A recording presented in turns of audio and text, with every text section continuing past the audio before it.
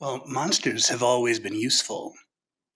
Monsters are what if you're going to creating fear in somebody is a way to control them. And whether you're talking about the rest of your tribe, or whether you're talking about your kids that you don't want wandering off in the woods in the middle of the night, you got to put a boogeyman out there. You got to put something there that's going to keep them where they're safe without having to explain more nuanced or even more horrible shit that could happen to them for real, So maybe that's got something to do with it. Religion uses monsters because of control. Devils, that's all about frightening people into certain kinds of behavior and generosity. So, yeah, I'd say those are some of the origins of monsters.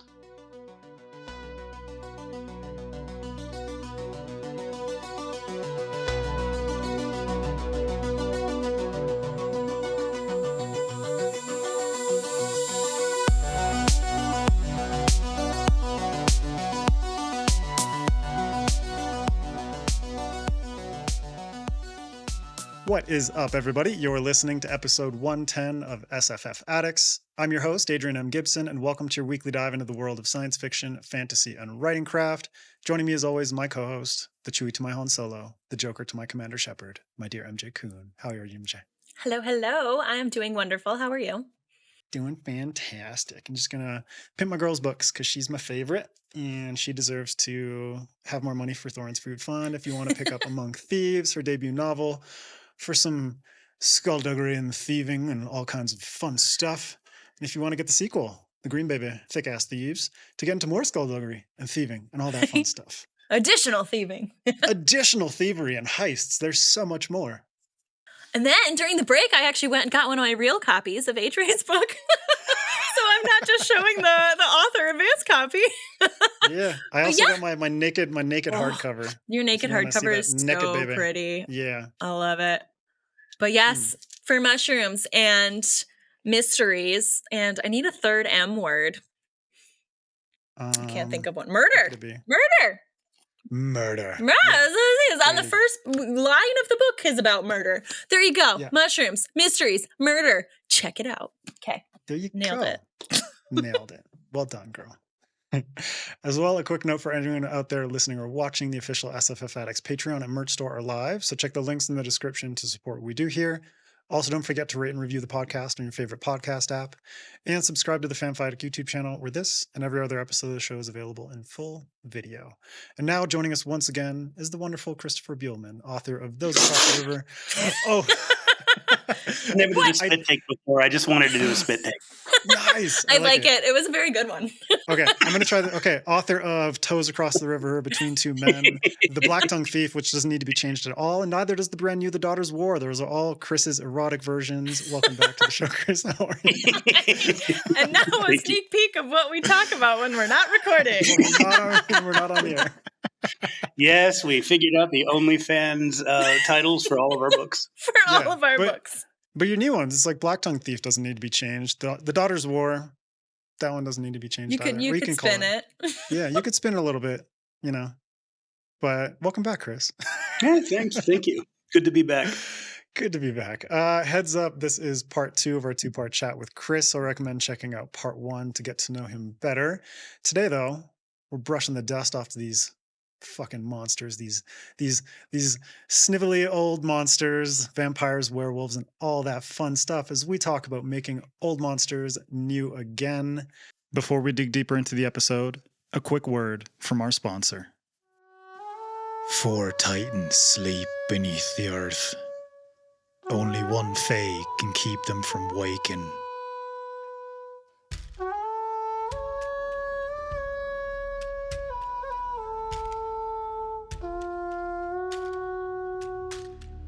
Silbury is an orphaned wood nymph, taken from her forest home and raised in the corrupt city of Pendurin.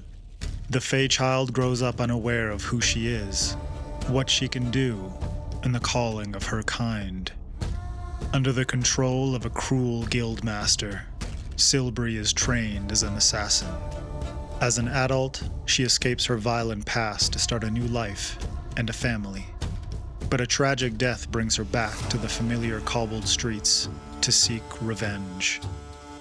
This dark path leads Silbury to uncover an even darker secret. An ancient evil will wake the Titans and break the world. Silbury must travel with her daughter across a war-torn land to defeat that evil.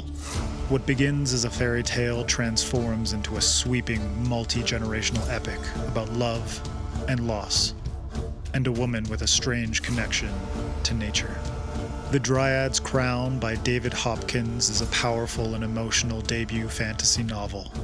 The Dryad's Crown is available now in paperback, ebook, and audiobook. Visit dryadscrown.com to purchase the book from your favorite online retailer. And now, enjoy the rest of this episode of SFF Addicts.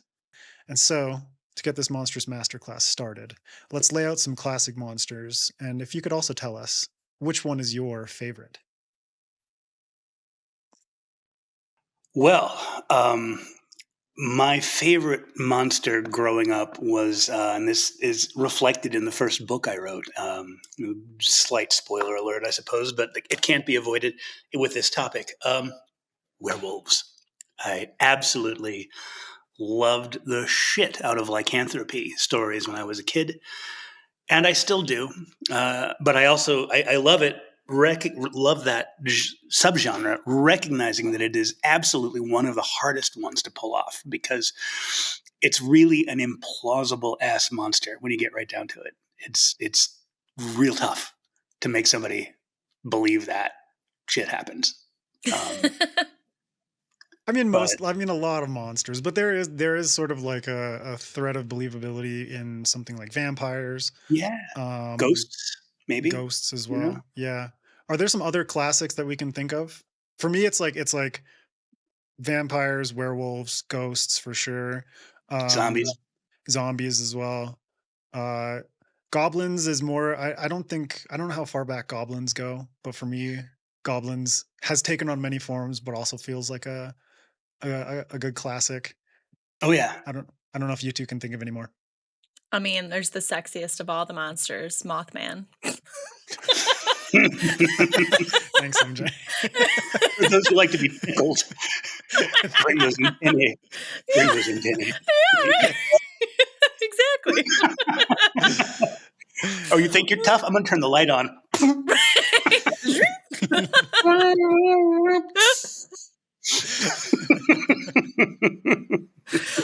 But I don't actually, I can't think of any other. I mean, I guess Frankenstein's monster, right? But that's like just one story. But if we're thinking of like stereotypical old school monsters, I mean, you could go reanimated corpses that aren't zombies, right?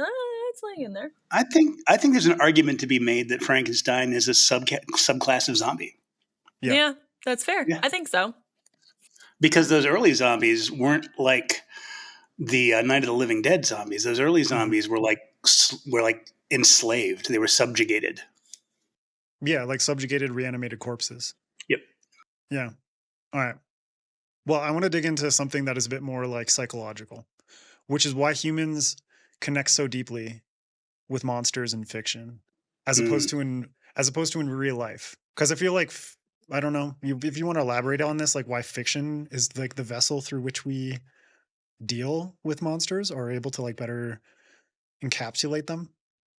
Well, monsters have always been useful. Monsters are what you if you're going to creating fear in somebody is a way to control them. And whether you're talking about the rest of your tribe or whether you're talking about your kids that you don't want wandering off in the woods in the middle of the night, you got to put a boogeyman out there. You got to put something there that's going to keep them where they're safe without having to explain more nuanced or even more horrible shit that could happen to them for real, So maybe that's got something to do with it. Religion uses monsters because of control. Devils, that's all about frightening people into certain kinds of behavior and generosity. So, yeah, I'd say those are some of the origins of monsters. Yeah. And I also think, from my perspective, monsters as a way of kind of dealing with the monstrous aspects of human nature. So kind of like Yes. the monster being a reflection of what terrifies us about ourselves, um, what terrifies us about each other, and what terrifies us about the pretty inexplicable shit that kind of befalls a lot of people. Like, could you imagine living like 500 years ago and you met like, or you had schizophrenia, or you had someone Ooh. in your family with schizophrenia? That would be just like, Possession. oh my God. Yeah, that would be terrifying. So, Yeah. Yeah, you'd be reaching for devils real fast to explain that one. yeah. And I think about lycanthropy too, and about the different allegories that could represent. I mean, there's a couple of different ways you could look at that. Lycanthropy could a town werewolf, somebody hiding in plain sight by day, and then once a month they go out and do horrible things. That could have been an early way to explain a serial killer or child abductor, right? It could, but as you know, as somebody who has struggled with alcohol and still does, um, I think there is a common thread to be had between the experience of waking up and having someone else tell you what you did the night before, you know, as an alcoholic or as a werewolf. Because when they tell you what you did the night before because you don't remember, it's never good. It's never like, It's dude, never a happy you, story. you saved a baby. No, that's not the story. Right? It's always like, don't you remember what you said to so and so? Like, no. Right. But it's all, Your boss. yeah. But it's also like the transformation. It's like most people when they're drunk become another person. And some people it becomes like a Yes. very scary sort of like alternate persona, Yeah. you know? I knew a dude who had it pretty bad, and I remember he was over at my house drinking one night, and I just watched. I watched it like a light switch. Like his eyes went off, and he was gone. The guy that I knew was not there. There was this half asleep, not very nice person there. Yeah. Yeah. Well, I feel like when we're talking about monsters and using them to kind of embody these real life kind of scary or unsettling things about ourselves, about other people, about or even the using fear as the control. These are things that have existed for a very long time, or forever, since humans have existed, right? The using fear as control and all of these challenges that we experience. Do you think that calling back to those things is one of the advantages of using a classic monster in a modern story, that it's kind of like that touchstone through time? Or like, what are some of the advantages you've noticed in using those classic monsters? And on the flip side, what's the hardest part about trying to put a classic monster in a new tale? Yeah. Great question. Um, well, I'll go ahead and draw an analogy between using classic monsters and second world fantasy. Right. If you're talking about a werewolf or a vampire or a zombie, then people have some place to hang their hat. You've got a reader who's already got a relationship with that monster, like as not. In much the same way that, if I'm describing Espanthia, it's pretty clearly a cousin of Spain, or Gallardia, France.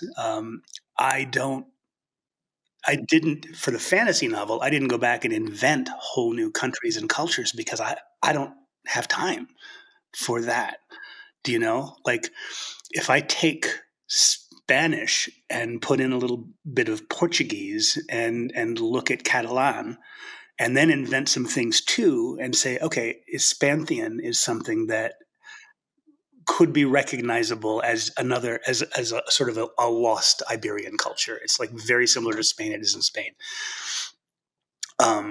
So you take the classic werewolf or the classic vampire, and you can put some new twists on it. You can hybridize some things. Like when I wrote about vampires, I wasn't going to have them change into bats, and I wasn't going to have them turn into smoke. But I did come up with something that they do it's a new thing, which I call getting small, Like the vampires in my world can collapse their own bones and ease through small apertures. It's painful for them and it fucks up their clothes.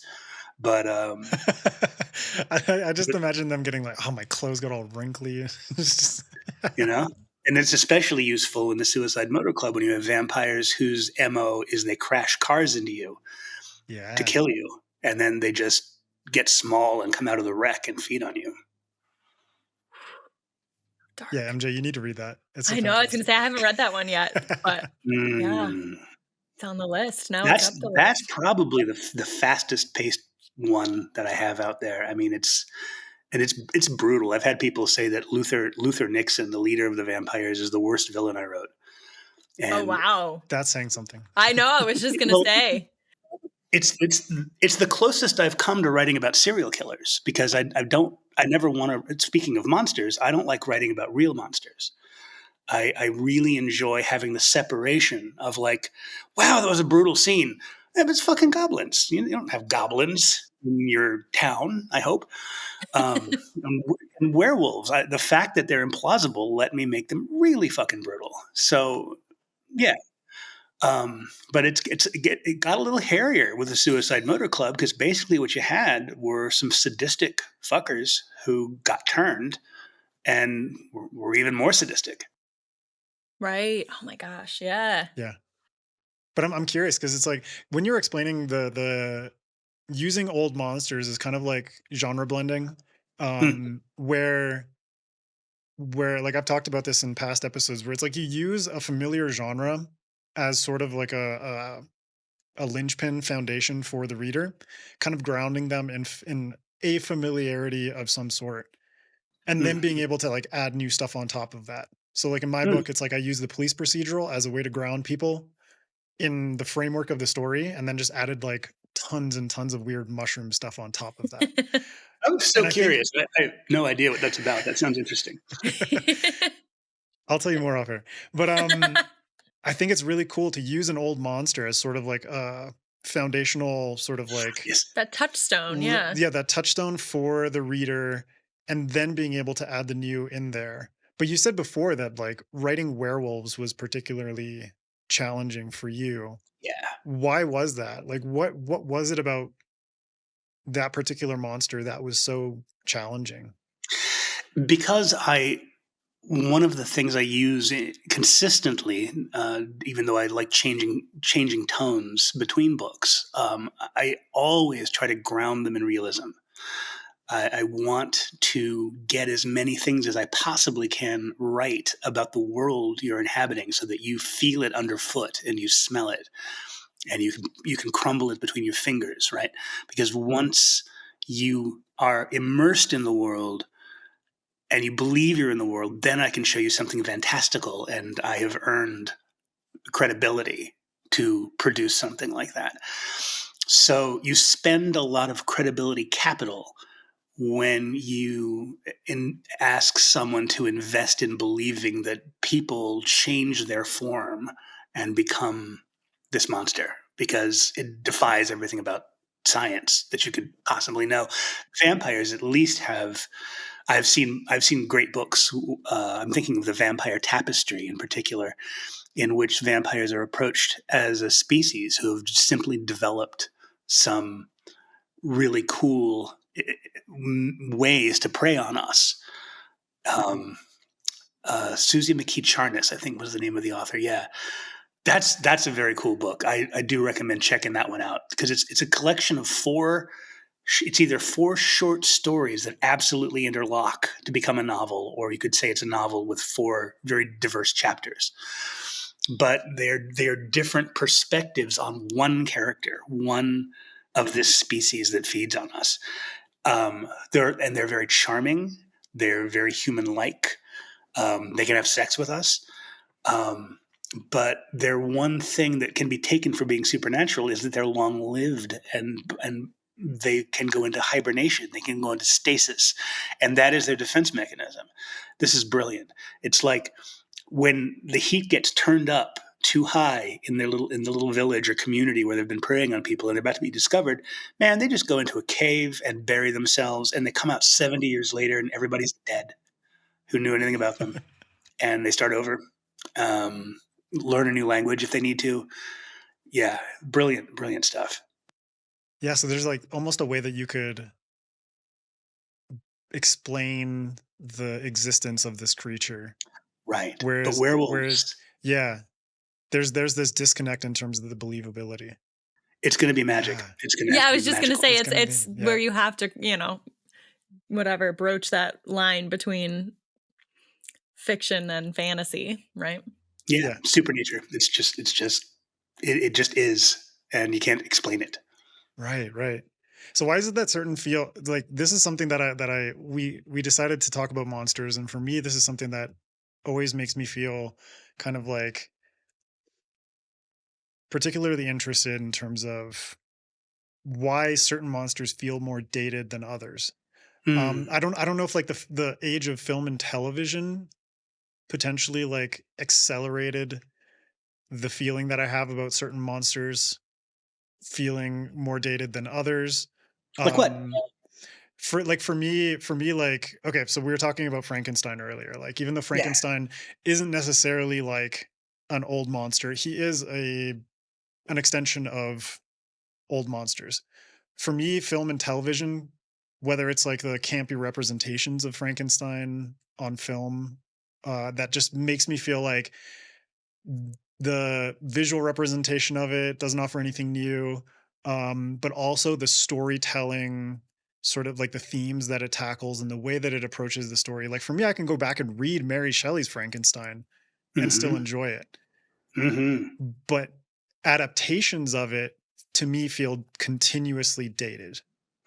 You're touching on something that I found intensely frustrating. Part of the reason that I wrote Those Across the River was because I had not, at the point where I first began writing that, way back in 2001, I had not in my life yet experienced a werewolf novel that I found scary. I'd seen entertaining ones, I'd seen cool ones. There weren't many, but there were some out there. The only good really good and scary representations I'd seen of werewolves were on film, and only 2 films at that point, and they both came out the same year, and that was The Howling and An American Werewolf in London, which are both, I still think, unbeaten as werewolf movies. In part, I have a theory as to why too. You want to hear it? Yeah. I think it's because of practical effects versus CGI.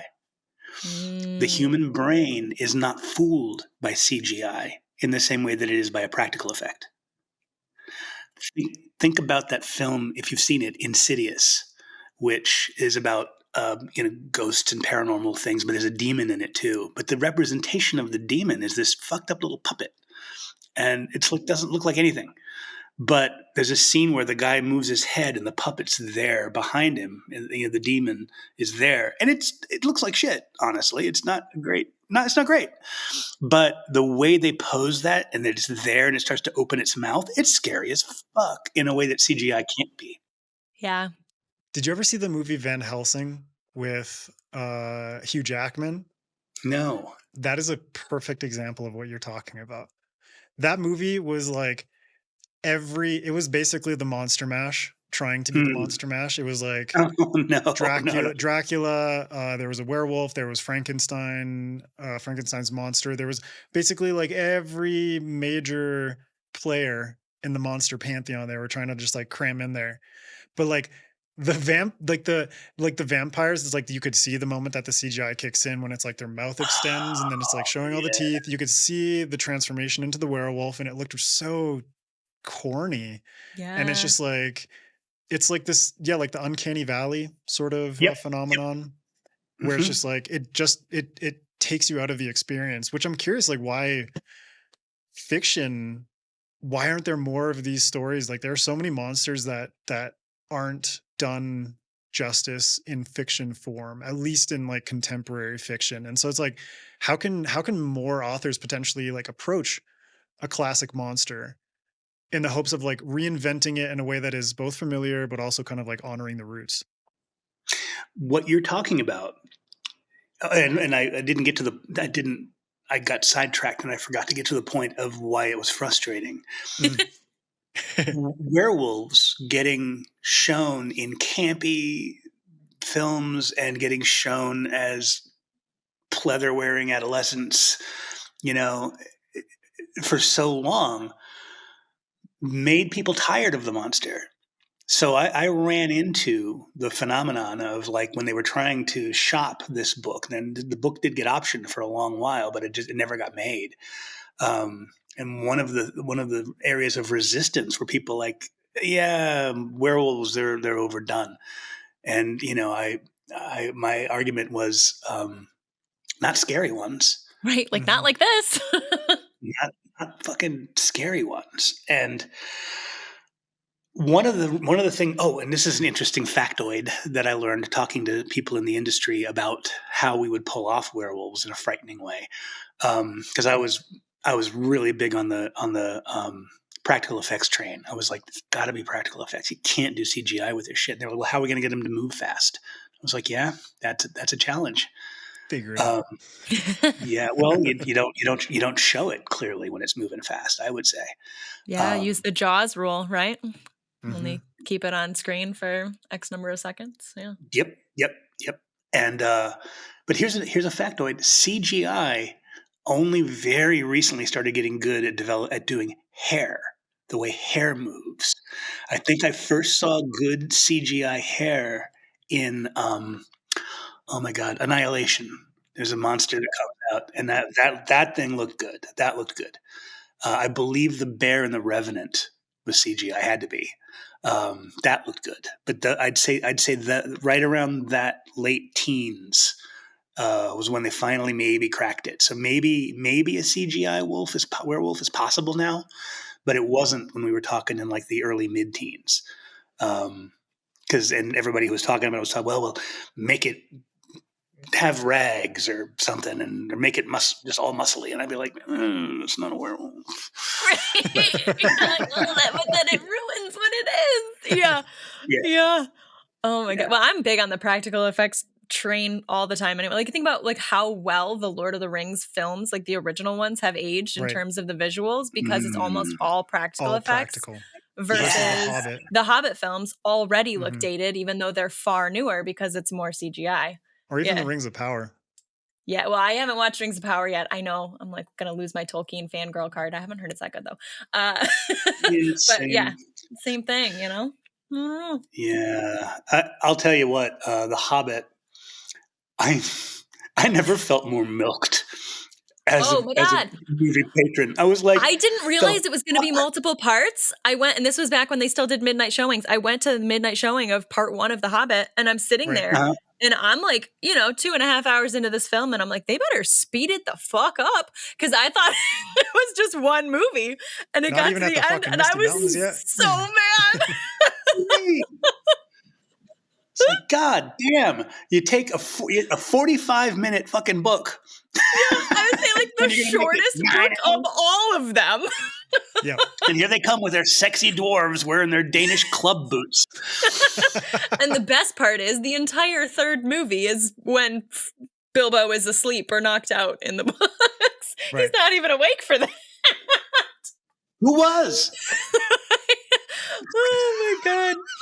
Anyways, Everyone's asleep. Bilbo's asleep. The audience is asleep. The audience is asleep. And then the eagles came. Yeah, Gandalf is like, I'm just gonna fuck off for a little while. I was with Bilbo for that third film. You're like, in solidarity with Bilbo, I will not be mentally present for this film. Oh my god. Cool dragon. You could have had just the cool dragon and some other shit, like in the book.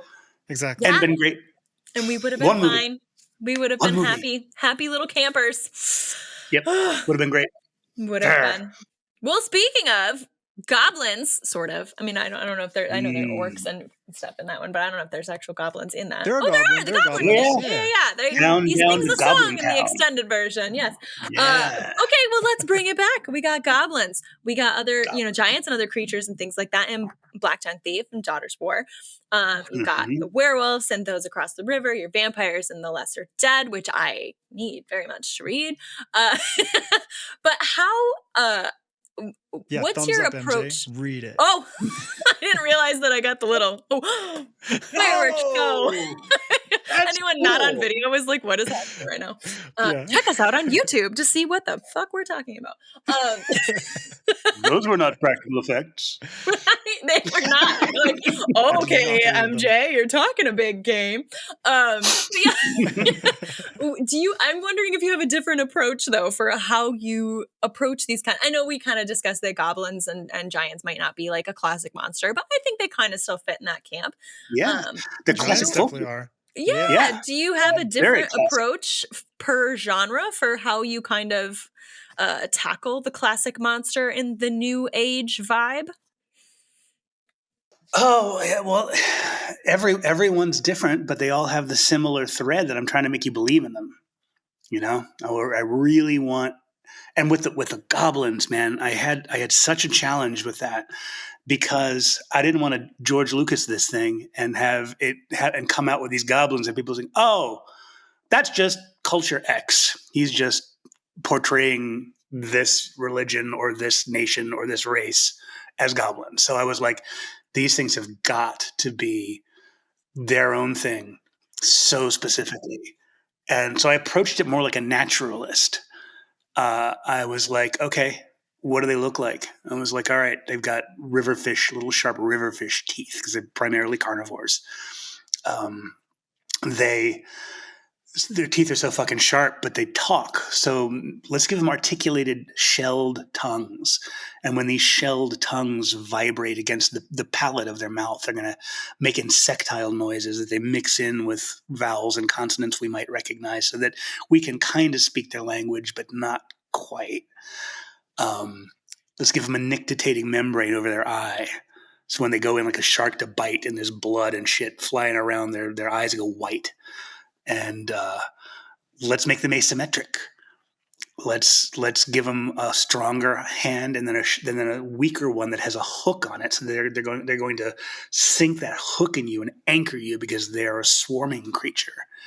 You know, let's give them sharp claws that aren't like nails, but they're just like hardened ends of their fingers, and this is what they scrabble through earth with. They're natural diggers. Yeah, I really, really enjoyed that. But yeah, like I love how you approach goblins. It's like do you think like in terms of genre that fantasy kind of lends itself more to these kinds of details, whereas do you think horror can also benefit from like the amount of time Oh that yeah, you put into because you were talking about the book earlier about vampires and the way that they like hibernate and the way that your vampires collapse their bodies and ruin their clothes yeah. so sadly. Do you think those details, there are like specific kinds of details that benefit like a specific genre, like something that would benefit horror versus fantasy, for instance? No, I think I think it's equally beneficial. I mean, is if you pull off that believability thing, whether you're talking about monsters in traditional horror or monstrous folklore creatures in fantasy, or if you're talking about extraterrestrials in science fiction, if you make them believable, you go a long way. I mean, the Alien franchise got as far as it did based not only on the exquisite first movie, which I think is a nearly perfect movie, perfectly paced, perfectly balanced and acted, but it also because the xenomorphs were just so interesting. You know, they had a whole way these things work, and you know, I'm trying to, you know, I'm out here doing this for goblins. You know, trying to figure out. Okay, they live in hives, and they rasp, but they also yip. So that when a bunch of them are coming, they're going to have a very specific signature sound that's going to terrify veterans. But yeah, I love it. Yeah. Because it's like, yeah, like all those details. Because I think research is really important when it comes to monsters. Like research, not just in knowing thinking about like the biology, about these very specific details that can, obviously, you can keep a lot of that in the back end and put only what is needed into the story in order to sell the reader on the believability of it, but also the research in terms of like knowing what came before in terms of representations of that particular monster, Yep. whether it's film, books, TV shows, whatever, folklore and folk tales, religious representations of these monsters, like giants, like going back all the way to like Norse epics and things like that, or to Greek epics as well, with like the Titans. How much time have you spent researching the monsters that you've written? Well, I have to tell you that having already outed myself as a creature feature fan, uh, I took a dive into mythology and folklore at a fairly young age. So I didn't really specifically do a lot of research around giants and goblins and all of that. I mean, I played Dungeons and Dragons as an adolescent, so I already had some ideas about where these things come from and what the cultural perceptions of them are. I wanted to subvert the idea of the Dungeons and Dragons goblin as being this starter monster that you sort of get issued when you have 4 hit points, and you're basically attacking them with a drumstick, and kill them. If you're a bard, you might actually be attacking them with a drumstick. Yeah. No. I really, I love making them. I loved making them smart. I loved making them able to outwit humans and trick humans. I loved writing the scene where the goblin in the Goblin Quarter baits the Goblin veteran Malk into playing a game he shouldn't have played, just into crossing a certain boundary. Yeah, he's like, I ate you, Blondie. I ate your friend. You were in Goblin War. I remember you. I ate your friend. Yeah, I love that because it's like taking these either lesser known aspects or things that you've seen as sort of tropes of a particular monster, and then playing with them so that you can subvert. And I think that's like a really good tactic for making that monster feel new again. It's to subvert what has come before and to introduce like little details like that.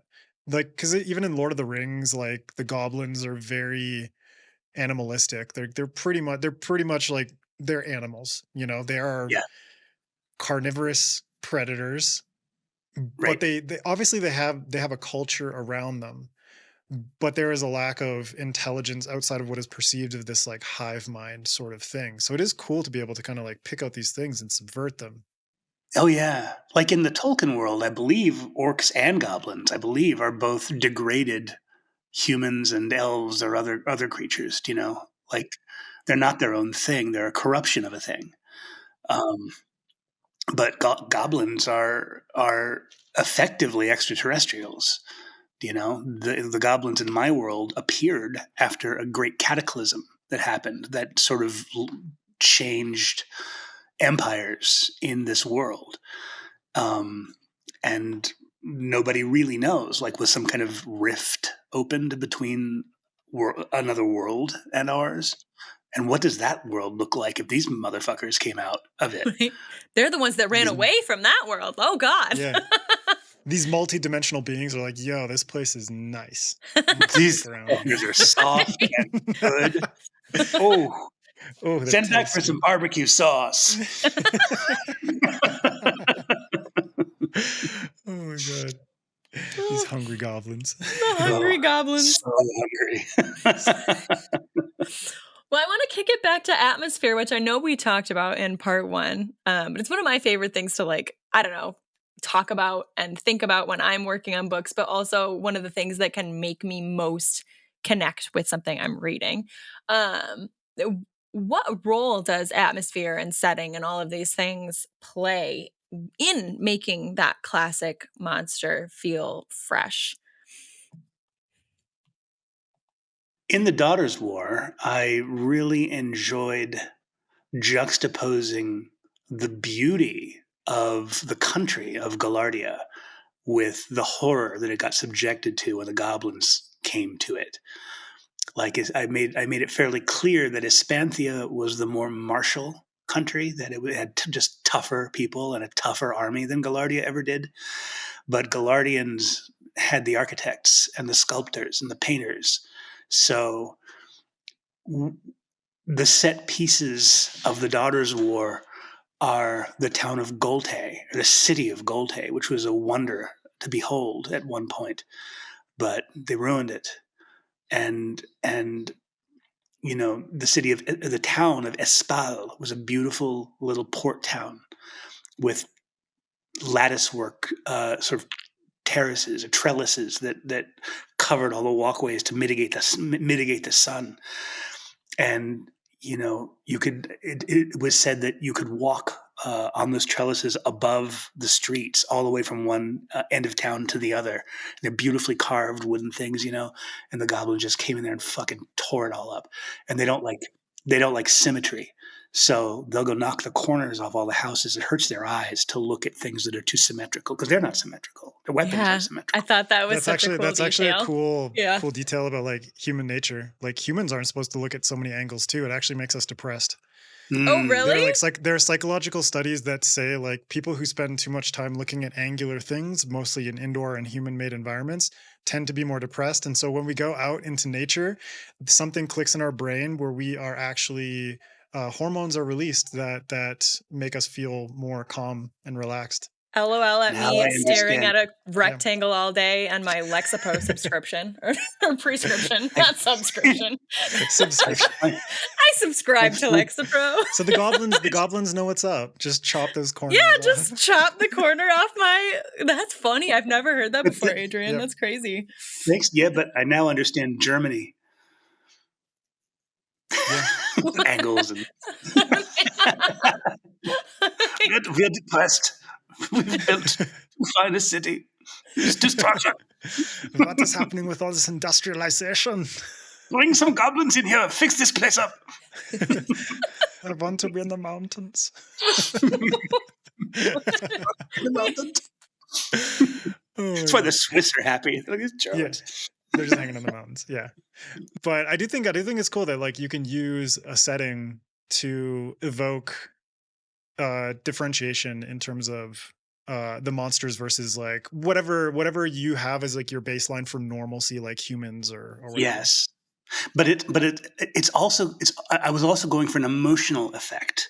I wanted just the surroundings that Galva walks into to evoke a sense of loss, to evoke a sense that here was something great that has passed and is passing, Before the action even starts, you're coming into a place that is wrecked. Once beautiful, wrecked. Yeah.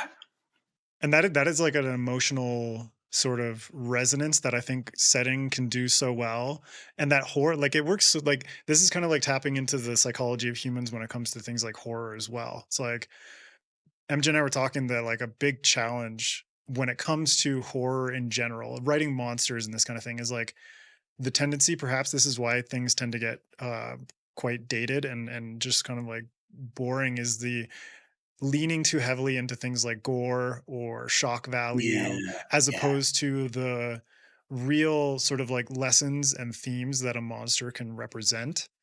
And so for you, when it comes to this, like how do you avoid leaning too heavily into that kind of stuff while still making a classic monster feel scary and evoking the right emotions in a modern audience? This is something I learned while writing horror, because a werewolf is a violent monster. The vampires in the Suicide Motor Club are a lot more violent than the vampires in The Lesser Dead. They cause horrific deaths and injuries. And the way that I do it is I treat violence the same way I treat swearing in dialogue. I treat it like a hot spice, like a habanero. Some kinds of violence are a habanero pepper. Some kinds of violence are jalapeno. And you don't want to numb the palate by just cramming it down the reader's throat again and again and again. You got to make it count.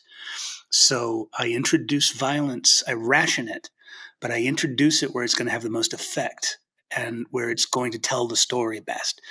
There's a scene in The Daughter's War that when I thought of it, I was like, oh, fuck. Okay, but I'm going to do it.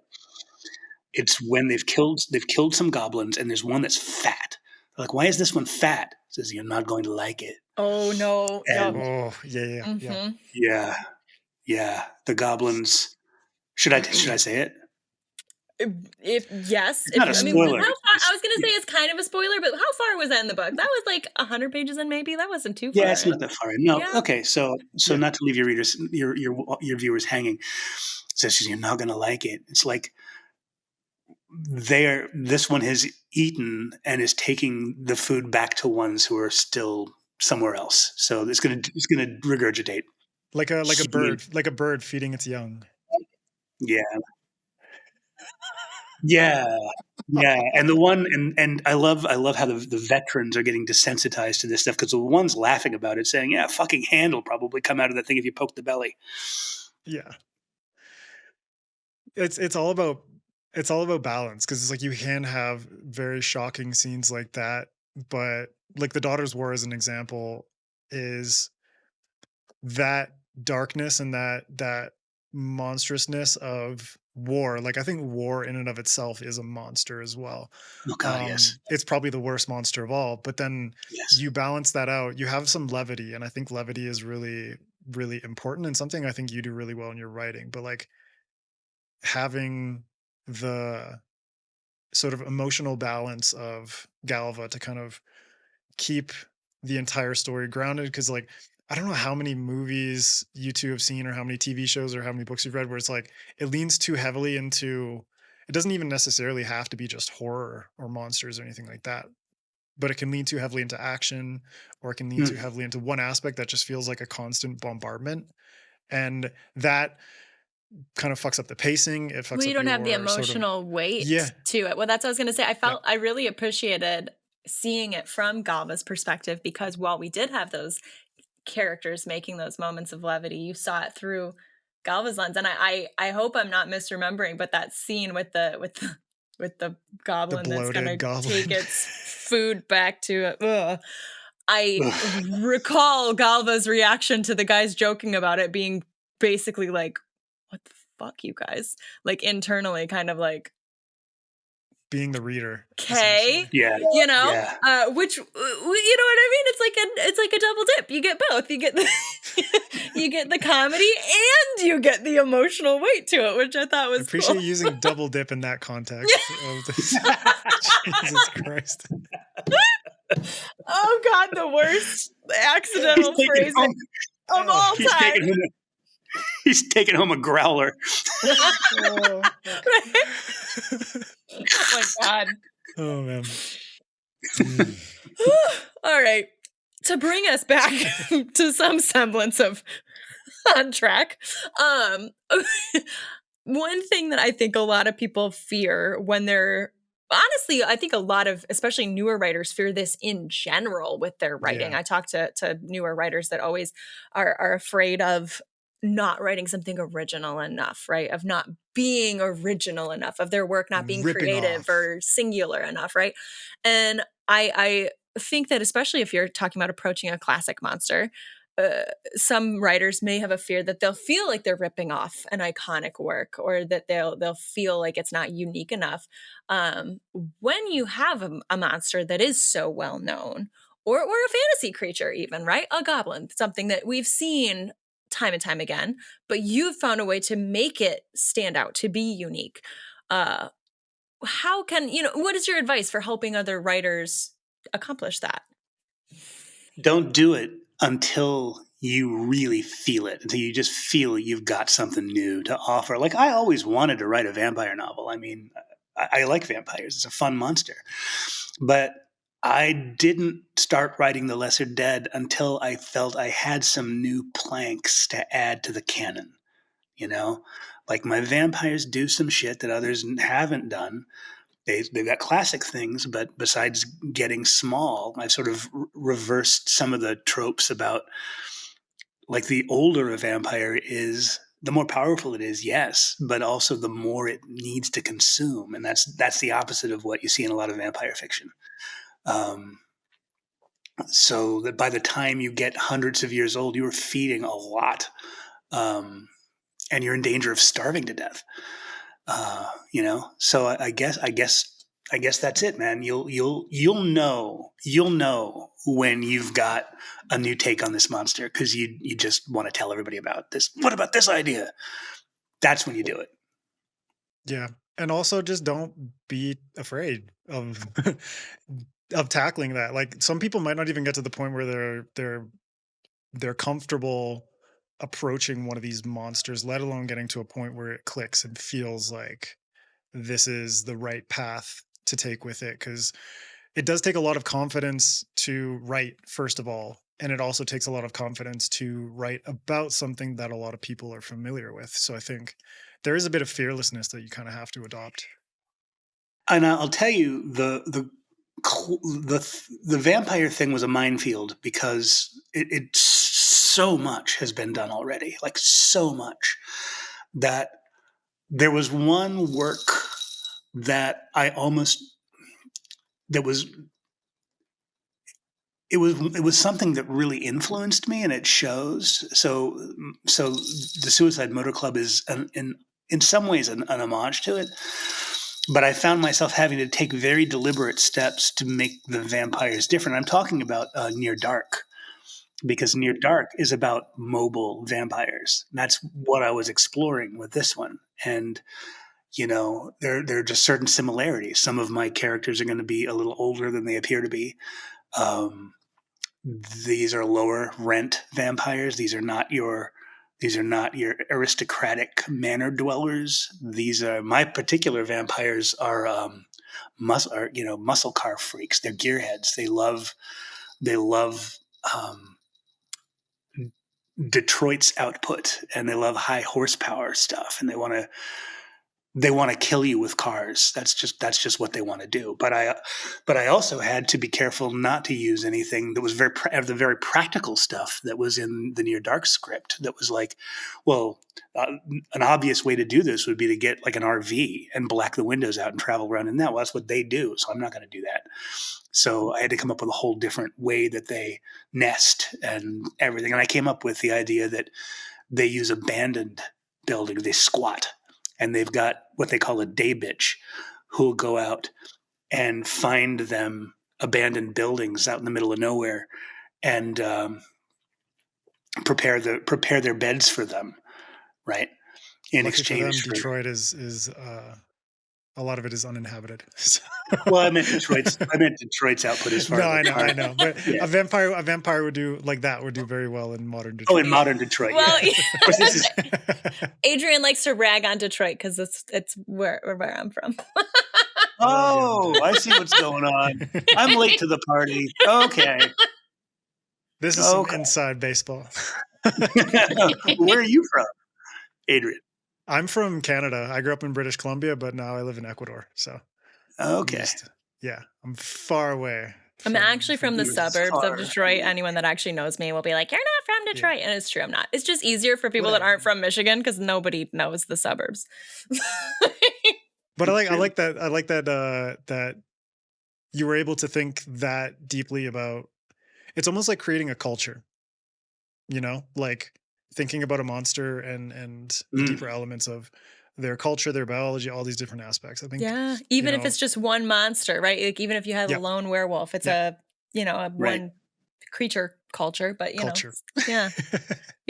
Well, I see that. I got to contrast two different vampire cultures with these two different books. Exactly. Because the vampires in The Lesser Dead are in New York City, and because part of the origin of this idea was like learning about the mole people and like this incredible culture that was like way beneath the subways. I mean, deep underground.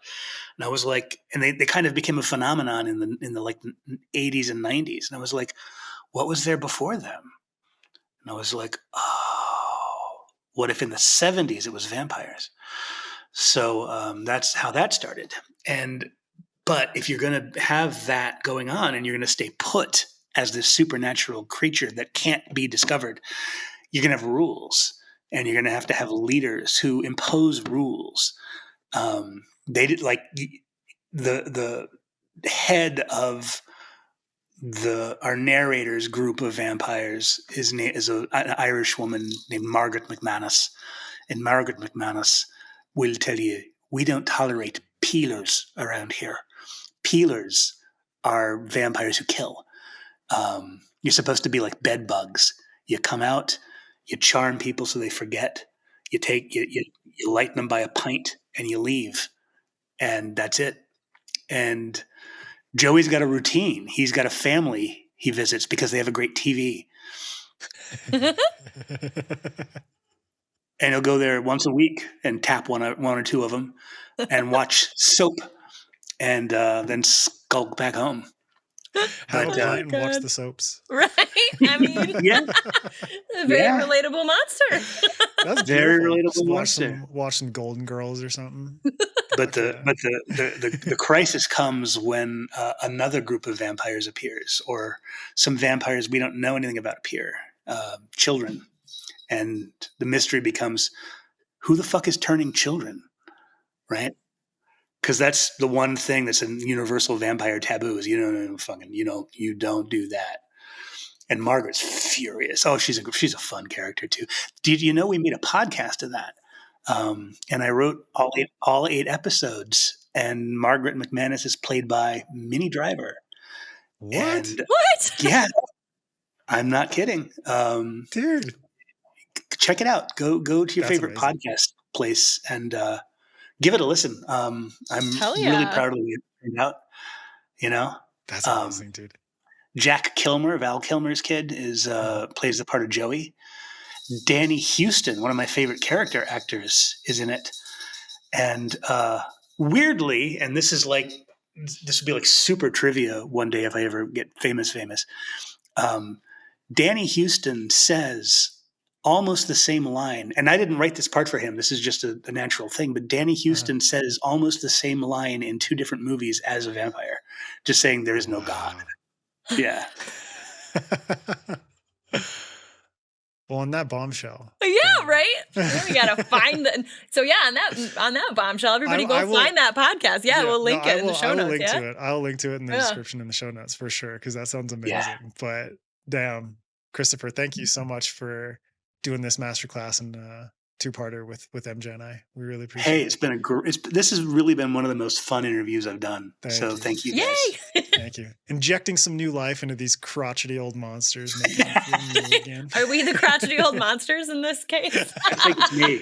It's a double entendre. No, triple entendre. Both Christopher and you and I and the monsters. Right. Everyone has new life. Everyone is crotchety. Everyone gets an injection. It's like Oprah for monsters. For anyone who contributes to our Patreon at $5 or more a month, you can go check out Christopher's reading from The Daughter's War. It's out now, so go pick it up. Enjoy that prequel to The Black Tongue Thief. Chris, can you let folks know where they can find you online? Yep. You can find me at Buehlmeister, BUEHLMEISTER, on Twitter. I'm not calling it that other thing. And on Instagram, and under my name, Christopher Buehlman, on Facebook. Brilliant. Yeah, go pick up. I mean, after you listen to this episode, you got a plethora of monsters to check out. So you can check out Chris's takes on vampires, werewolves, goblins, giants, all that fun stuff. You can also follow SFF Addicts on Instagram, Twitter, Threads, all that jazz. At SFF Addicts Pod. You can follow me at Adrian M. Gibson. You can go check out my book. There's not monsters in it, but there's mushroom people if you're into that. MJ, what about you? Yeah, you can follow me across all the main socials at MJ Kuhn Books, all one word, or check out my website, mjkuhn.com, for all the links. And you can read my books that also don't have monsters, but they do. They're just the human kind. And that's all. Go buy MJ's book, support the Thornton Food Fund, make that Make him a furry little cat. monster. Yeah, turn him into a fat monster like that goblin in Chris's. No. How support the foreign food fund so he can regurgitate for some other cat. I'll get another kitten and he can bird feed him. Oh my god! Yeah, I heard jingling on the floor. I thought it was coming from yours, Chris. Is it one of your cats? I was like hoping that. Oh, brilliant. Yep. All right. Well, thank you all for Jane. listening. For now, keep reading, keep imagining, and we'll see you next time on SFF Addicts.